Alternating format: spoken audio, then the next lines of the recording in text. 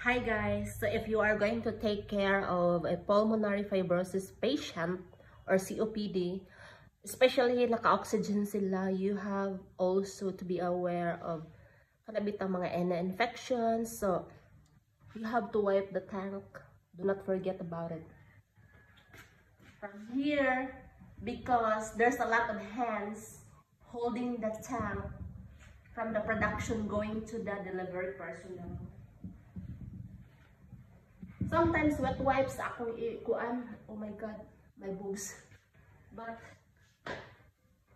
most of the time kanina lang because ang wet wipes, especially kung nakadiaper ng patient, it added to your expenses. So this is clean naman po.